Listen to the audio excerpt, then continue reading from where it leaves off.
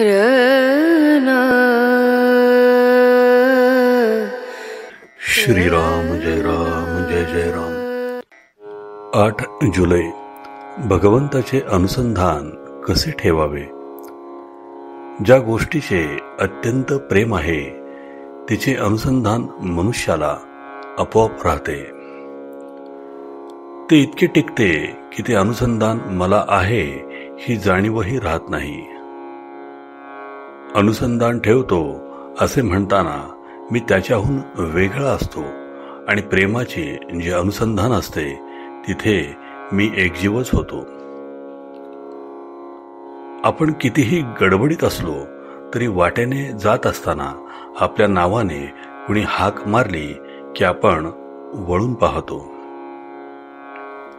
हे आपले अनुसंधान आहे, कारण या देहावर आपले इतके काही प्रेम आहे की मी त्याच्याहून वेगळा नाहीच.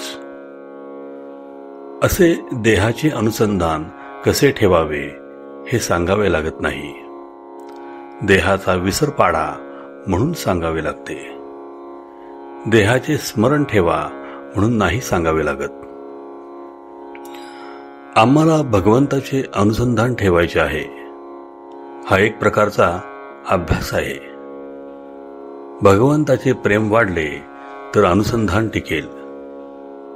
परीक्षा पास होण्याकरिता जसा अभ्यास करावा लागतो तसा भगवंताचे प्रेम वाढवण्याकरिता अभ्यास करणे जरूर आहे.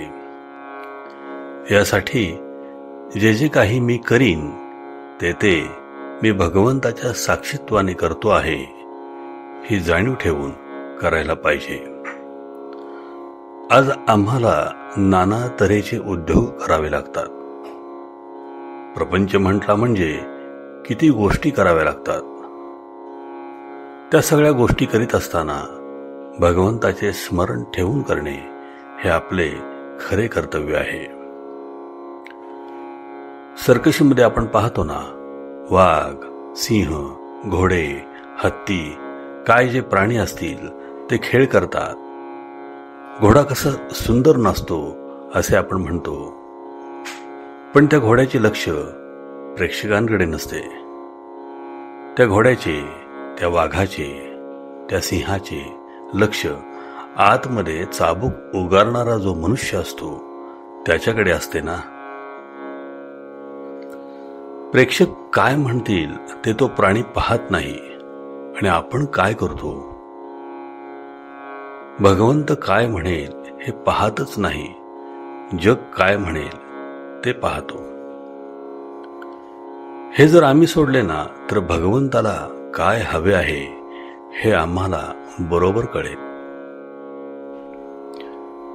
भगवंताचे स्मरण ठेवून कर्म केल्याने त्याला काय हवे तेच आमच्या हातून घडेल. त्याचे संधान न सोडता कर्म करणे हे अनुसंधानाचे लक्षण आहे. हे कशाने होईल? अत्यंत प्रेमाने होईलच.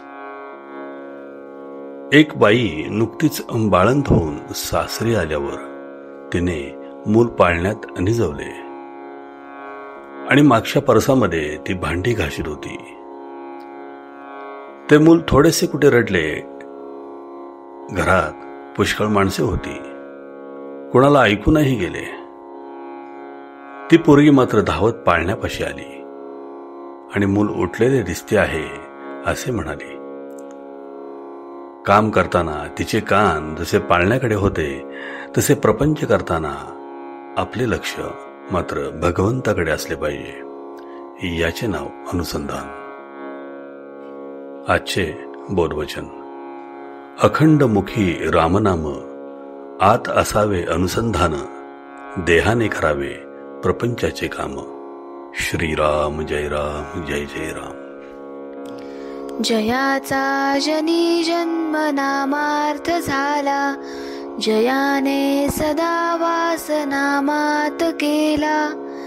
जयाच्या मुखी सर्वदा नाम कीर्ती, नमस्कार त्या ब्रह्म चैतन्य मूर्ती. जय जय रघुवीर समर्थ.